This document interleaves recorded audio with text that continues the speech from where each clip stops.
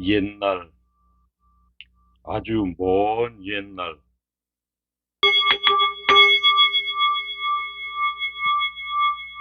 아주 작은 파동이 있었습니다. 그로부터 우주는 깨어났고 모든 것이 비롯되었습니다. 그 아름다운 이야기를 지금부터 시작하겠습니다. 안녕하십니까? 저는 경락혁명가이며 니코드 의수를 발명한 명예의학박사 이홍재입니다. 오늘은 먼저 번에 이어서 28번째로 음양오행론에 대해서 고찰하겠습니다. 제가 계속해서 강의하고 있는 음양오행론은 역술과 의술의 기반이 된다, 이렇게 말씀드린 바 있습니다.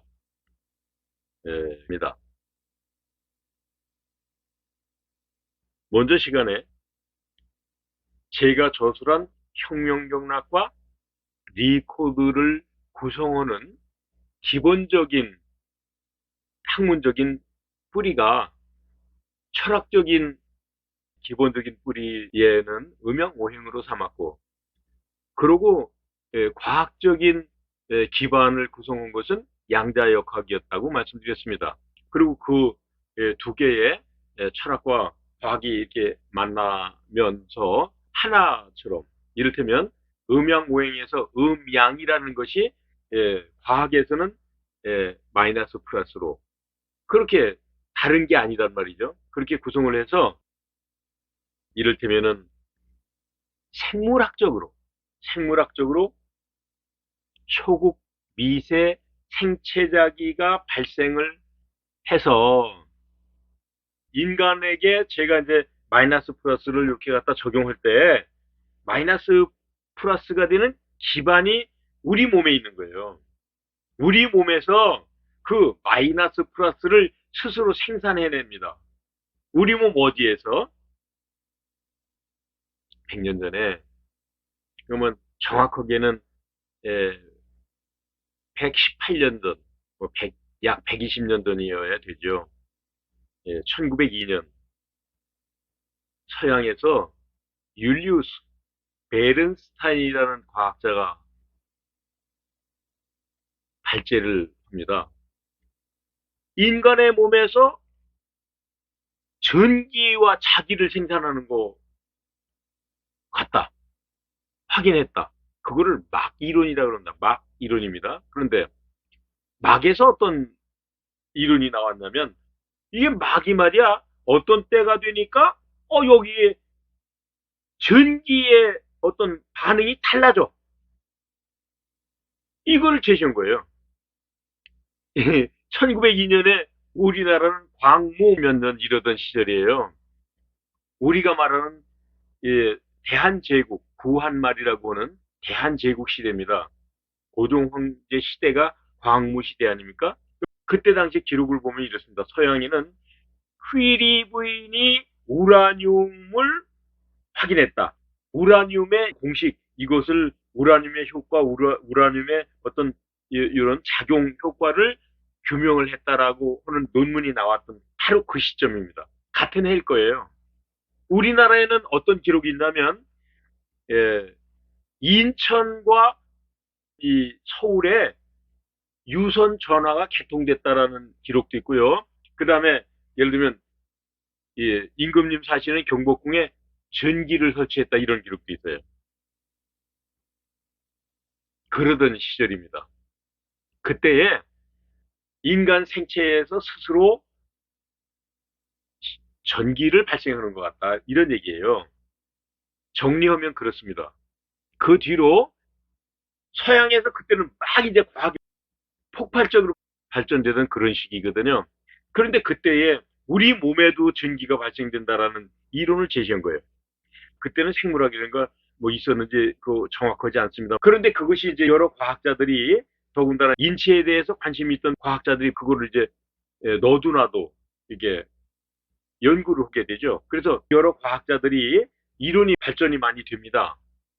생체 전기 발생 이론이 거의 완성 단계로 이렇게 가는 과정에서 1차 세계 대전이 발발하지요. 이제 중단됐다가 또 2차 세계 대전이 발발됩니다. 그러면서 이제 이를테면 이것이 다른 쪽에 무기과학, 의학 이런 게 막 발전되는데 요 이론은 잠시 중단되는 듯 했다가 그 다음에 이제 2차 대전이 끝나니까 그동안에 이제 숨어서 연구가 진행되던 이런 분들이 그것이 우리 몸의 생체에서는 생체 전기와 생체 자기가 이런 구조로 발생된다는 이론을 제시한 거예요. 인체 생체 전기와 생체 자기가 지금은 그게 아주 구체적으로 의심할 바 없이 공인되어 있습니다.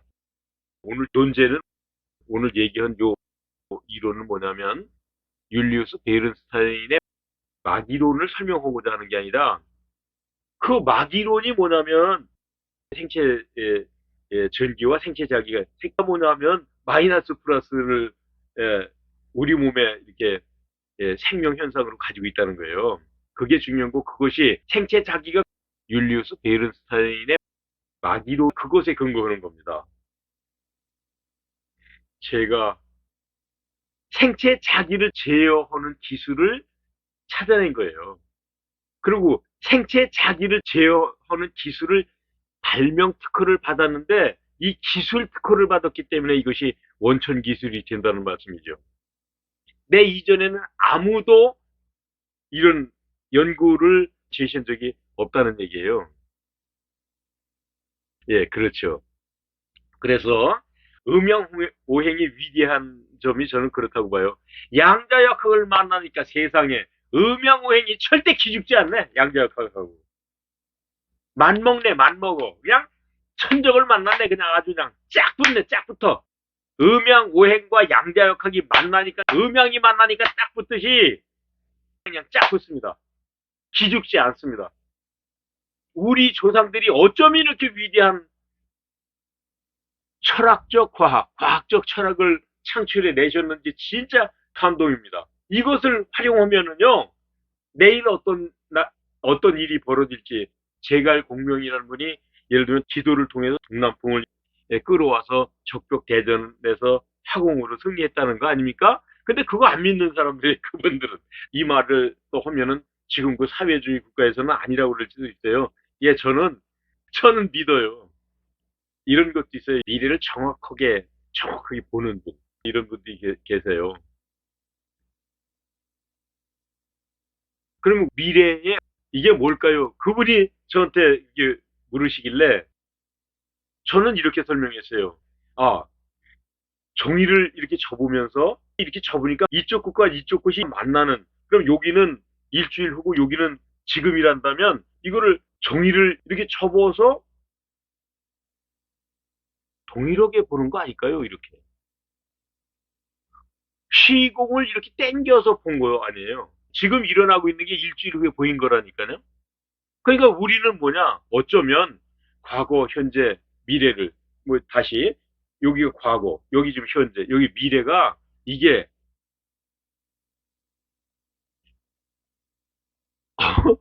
어떤 스케줄대로 흘러가는 것 같아. 어떤 스케줄대로. 바람이 여기 지금 지나간다면 이 바람이 어디서 왔겠어요? 어디서 와서 이렇게 간다면 틀림없이 이 바람은 저기서부터 여기 와서 여기 지나갈 거 아니에요?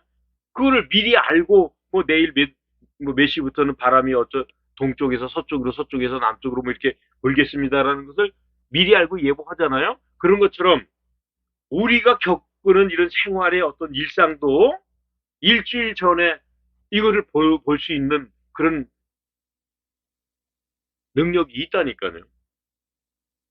근데 그분 물론 그것은 이제 또 다른 아까 제가 말씀드렸었던 나느니라 일어나라를 할 수 있는 그런 능력 있는 분들의 레벨이 있다고 저는 봐요. 그러면 저는 그분들하고는 조금 다른 차원으로 저는 이 리코드, 혁명경락을 이렇게 주창하고 리코드를 발명하고 이러면서 의학을 발명한 사람 한번 이름 좀 대보시죠. 기억나는 분 계세요? 의학 하나를 통째로 딱 발명해서 이것을 구현하고 이 이론을 이렇게 제시한 분 혹시 아는 분 계세요? 옛날에 예를 들면 입으로 다 먹어보고 씹어보고 맛을 보고 그러면서 아 이거는 맵네? 그럼 이거 폐경으로 가는 거야. 아 이건 쓰네? 여기 심장경락으로 가. 아 이거 달짝지근한데 이거 이경으로 간다 그랬을 거예요. 근데 그 나중에 이제 왜곡했죠.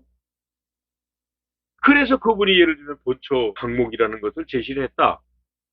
그분이 대단한 분이죠. 뭐 이게 그림에는 여기다 뿔을 그려놨던데 그분이 뿔이 난 분인지는 모르겠습니다만은 그분 대단한 분이라고 생각을 해요. 그분이 하나의 의학을 창제했잖아요. 그 다음에 그 뒤에 장준경이라는 분이 계십니다. 장기라고도 그러죠. 그분이 뭐냐면 상한론이라는 것을 제시했을 때 그거를 고방이라고 그러잖아요. 그 음양오행이로 짠 거 군약을 해가지고 뭐 이렇게 보좌약 그다음에 임경약 이렇게 짠 거는 그것은 후세방이라고 그러잖아요. 고방에서는 약 하나를 가지고 요 약성만 가지고 하나씩 써보는 거예요. 이거 새롭잖아요. 위대한 분이에요. 그러면 이용재는 그냥 일상으로 한방의 개념으로 알고 있는 이런 것을 나는 오랫동안 찾아 헤맸어요. 이론을 만들고 그것을 이제 찾아오는 분들에게 쓰면서 그다음에 나타나는 현상으로 경락 개념으로 규명을 했어요. 그래서 이것을 찾아 헤매서 연구해서 규명을 해서 그것을 몽땅 정리정돈해서 이제 이렇게 얻어진 자료들이 축적이 돼서 이제 하나의 리코드 혁명 경락을 이론을 완성하게 된 것인데 이것이 이전에 없잖아요. 그것은 없잖아요. 혁명 경락을 제시한 사람 없잖아요. 그렇게 됐어요. 2000년대 한방의 학문에 대해서 결함이 있다. 두뇌 경락이 없습니다. 이경 없습니다. 림프 경락 없습니다. 신경 체계에 대한 개념으로 설명이 아무것도 없습니다. 이것을 몽땅 규명해서 의학적인 요건을 만듭시다. 그거 우리 거 만듭시다라고 하는 건데 저는 기존의 한방 의학에서는 못한다고 봐요. 근데 그분들은 혁명 못해요. 왜? 못하는 이유가 이 이론을 혁명 경락을 이론을 이것을 받아들이고 싶으면 만약에 기존의 한방 이걸 받아들이기로 한다면 이분들이 역량이 안 되는 게 있어요. 2000년 동안 축적해놓은 한의학 전체를 바꾸지 않으면 안 된다니까요. 2000년 동안의 모든 서적, 침술과 관련된 거는 물론이고 침술뿐이 아니라 췌장 없다니까요. 두뇌에 대한 거 없다니까요. 그것을 그분들이 주워 맞춰, 끼워 맞춰, 그럴 역량이 안 돼요. 이제 뭐냐면, 예를 들면, 내가 해봤잖아요. 내가 해봤는데 이게 모두 다 이걸 볼 수 있는 능력이 필요해요. 이거요, 이것을 40대부터 시작을 해서 지금 70대까지 30년 동안을 연구한 거예요. 30년을 노력해서 여기까지 온 거예요. 내 가족들 몽땅 다 희생시키면서.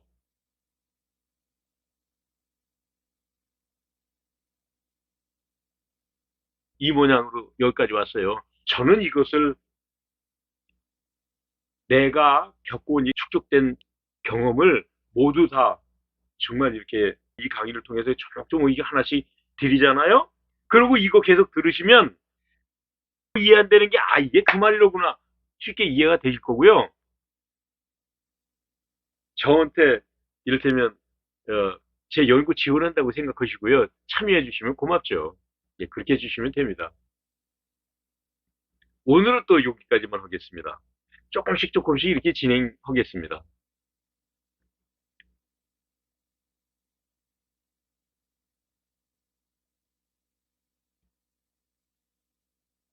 고맙습니다.